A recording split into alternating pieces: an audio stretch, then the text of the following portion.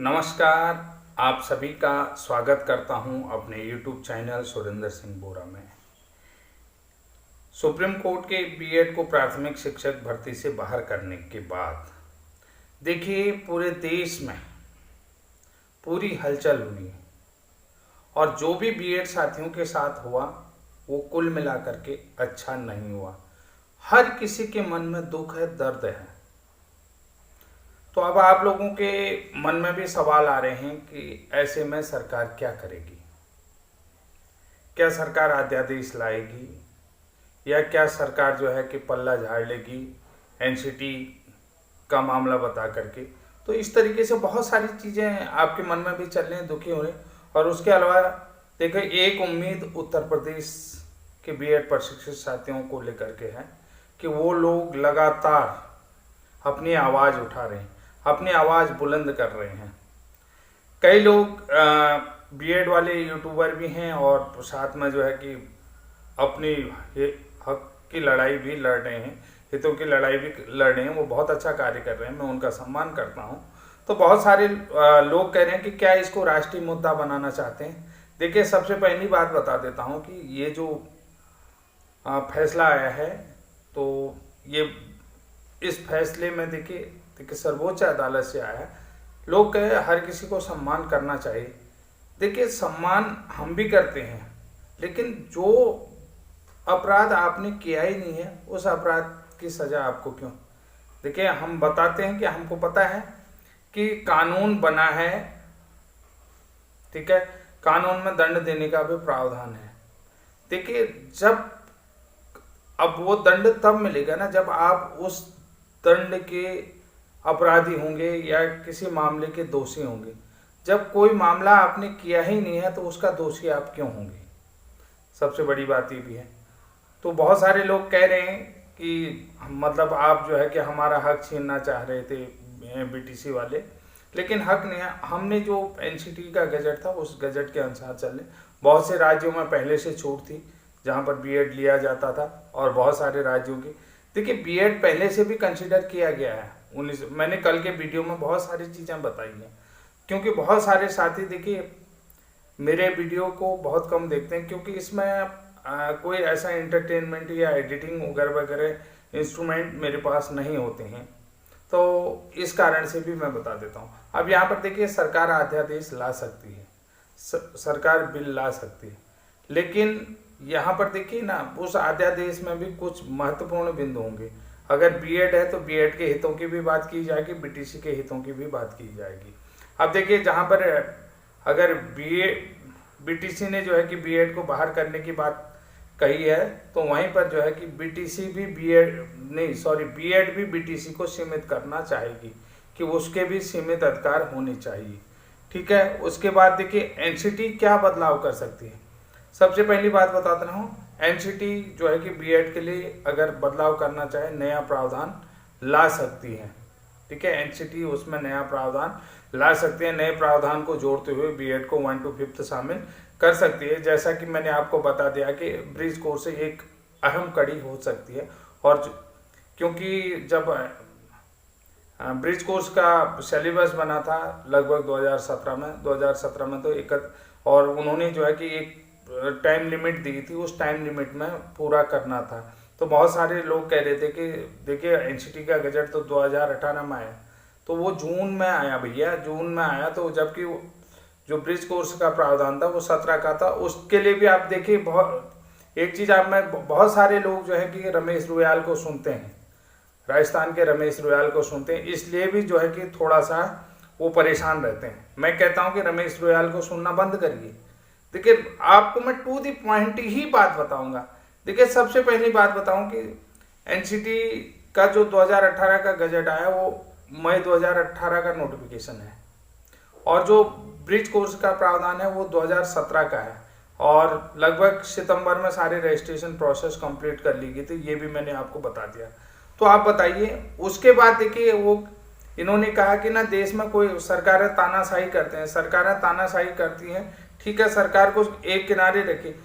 लेकिन जो संसद में जो बिल लाया गया, अमेंडमेंट लाया गया कि ब्रिज कोर्स के लिए तो ब्रिज कोर्स भी तो जो है कि एक प्रावधान के तहत लाया गया है, MHRD NCT सभी के मिले हुए, तो ये एक कानून पास करके बनाया गया है। तो यहाँ पर ये जो है कि इसको आप कैसे निगलेक्ट करेंगे? जैसे आपने कहा कि आप ग्राउंड्स क्या रखेंगे, तो मैं ये कहता हूँ कि जो ब्रिज कोर्स का ग्राउंड है उस ग्राउंड में भी देखिए आप किसी भी चीज़ की दलील देंगे या किसी भी चीज़ के लिए जब आप न्याय मांगेंगे कि कहीं आपके साथ न्याय हो रहा है, तो आप निश्चित रूप से जो है कि अपने केस के ग्राउंड्स तो रखेंगे। तो साथियों, इसके अलावा देखिए एग्ज़ाम होना संभव है या नहीं है, BPSC का एग्ज़ाम और CTET का एग्ज़ाम। लेकिन देखिए अभी तक आपको बता देता हूँ कि सरकारों ने NCT के मामले में डाल दिया, तो इसलिए NCT के ऊपर भी दबाव डाला जाता है। ये NCT का मामला है, हमारा नहीं। तो निश्चित रूप से एग्ज़ाम होगा या नहीं होगा, मेरे ख्याल से एग्ज़ाम हो भी सकता है, नहीं भी हो सकता है, ये भी मैं आपको बता देता हूँ। अगर एग्ज़ाम होता है तो रिजल्ट रुकेगा, तो सीधी सी बात है। तो अब एग्ज़ाम की बात है, क्योंकि यहाँ पर देखिए दो चीज़ें होती हैं। सरकारों ने NCT का मामला बता दिया, पल्ला झाड़ लिया, लेकिन जो अन्याय हो रहा है वो बच्चों के साथ हो रहा है, ये भी तो बात मैं आपको बता रहा हूँ। तो कुल मिलाकर के आपने ये चीज़ देखा है कि BPSC और NCT में देखिए अब क्या संसद में बिल लाया जा सकता है। देखिए संसद में निश्चित रूप से बिल लाया जा सकता है। तो बहुत सारे लोग सोच रहे हैं कि क्या BTC वालों का मौलिक अधिकारों का हनन नहीं होगा। तो मैंने कहा नहीं कि जो एक प्रावधान बनेंगे, जो अगर नई गाइडलाइन भी आती है NCT के, तो उसमें भी B.Ed के लिए प्रावधान बनेंगे। जैसा कि मैंने आपको कहा ब्रिज कोर्स की कड़ी हो सकती है। तो साथियों, ये तो महत्वपूर्ण जानकारी थी। आज हो सकता है आज जो है कि NCT और जो है कि सेंट्रल गवर्नमेंट की मीटिंग हो सकती है इस मामले में लेकर के। NCT और सेंट्रल गवर्नमेंट की मीटिंग हो सकती है। तो अब बहुत सारे, मैं सीधी सी बात करता हूँ मध्य प्रदेश की। मध्य प्रदेश के साथी बहुत चिंतित हैं। जो 18,000 के आसपास जो भर्ती हुई थी, नियुक्ति हुई थी, उसमें 2 चरणों की भर्ती हो चुकी है। तो मध्य प्रदेश के जो साथी रमेश रुयाल को सुन रहे हैं, तो रमेश रुयाल सिर्फ एक तरफा ही बोल रहा है। उन्होंने कहा कि उन्होंने D.Ed के साथ ये हुआ, DLED के साथ इसके। देखिए सबसे पहली बात, आपने सुप्रीम कोर्ट का फैसला देख लिया है, तो मैं आपको बता देता हूँ सुप्रीम कोर्ट मामला। देखिए राजस्थान में आपको बता देता हूँ कि 2020 में रीड लेवल की जो भर्ती आई थी उसमें उन्होंने B.Ed को शामिल करने की बात की थी, तो इन्होंने जो है विरोध करा, तो रीड लेवल में जो है कि B.Ed को शामिल नहीं किया। राजस्थान में तो B.Ed को लेकर के किसी भी तरीके का प्रावधान, यानी कि किसी भी तरीके का नुकसान नहीं होता। अब देखिए जब ये लोग कोर्ट में गए थे तो इन्होंने NCT के गजट को रद्द करने की मांग करी, डिमांड। वहाँ पर किसी का सर्विस का तो कोई ऐसा बात ही नहीं है कि इनको सर्विस से निकालो, उनको सर्विस से निकालो, कि इनकी सीधी सीधी मांग थी जो राजस्थान का ग्राउंड बनाता है, NCT का गजट सही नहीं है, RT के मानकों का पूरा नहीं करता है, और जो है ये गजट जो है कि गलत है। ठीक हो गया। तो भैया सुप्रीम कोर्ट ने भी मान लिया। सुप्रीम कोर्ट ने भी कहा कि हम जो है कि राजस्थान के कोर्ट के फैसले का सम्मान करते हैं और उसमें जो है मोहर लगा देते हैं। ठीक है, ये चीज़ हो गया। उन्होंने सीधी सी बात है, सुप्रीम कोर्ट ने अपना डिसीजन दे दिया। अब जहाँ पर नौकरी वाले सवाल है, देखिए यहाँ पर जो मध्य प्रदेश वालों नौकरी को लेकर के परेशान, हमारी नौकरी रहेगी बरकरार रहेगी नहीं। तो आप लोग सुन रहे होंगे कि DLED वालों को अच्छे वकील रखने चाहिए और सुप्रीम कोर्ट का हवाला दे करके, सुप्रीम कोर्ट के डिसीजन की कॉपी दे करके आप पैरवी कराइए, हम कुछ नहीं कर सकते, इस तरीके का आप लोग सुन रहे हैं। देखिए भैया, मैं यहाँ पर सीधी से आपको बात बताता हूँ। कानून में दंड का प्रावधान है, विभिन्न चीज। देखिए दंड का प्रावधान एक तरीके से, जब दंड तब मिलेगा जब आप उस चीज के दोषी होंगे, अगर आपको ज्वाइनिंग मिले। दूसरी बात है कि आपने कोई जानकारियां छुपाई हों, तो तब आप कानून की नज़रों में दोषी होते। कि भैया जब आपने कोई अपराध किया है, कोई चीज़ें, अब यहाँ पर है कि आपको सर्विस से तब निकाला जाता है, यानी कि आपने कोई डॉक्यूमेंट गलत लगे या कोई जानकारियाँ छुपा रखे हैं या कोई चीज़ें आपकी सत्य नहीं पाई जाती, ये तो आप सभी लोग देखते हैं। यहाँ पर देखिए आपका डॉक्यूमेंट वेरिफिकेशन हुआ है और उसके बाद आप को जो है कि नौकरी भी दी गई है, बशर्ते काउंसलिंग हुई है। ठीक, तो अब रही बात कि ठीक है भैया हमने ये कर रखा, कोर्ट में वो कर रखा, फलाना है, सीनियर वकील है, ये चीज ये नहीं था, वो चीज ये नहीं था। देखिए, जिस दिन आपने आवेदन किया, जिस दिन एग्जाम पास किया, उस दिन तक एनसीटी का 2018 का गैजेट वैलिड था।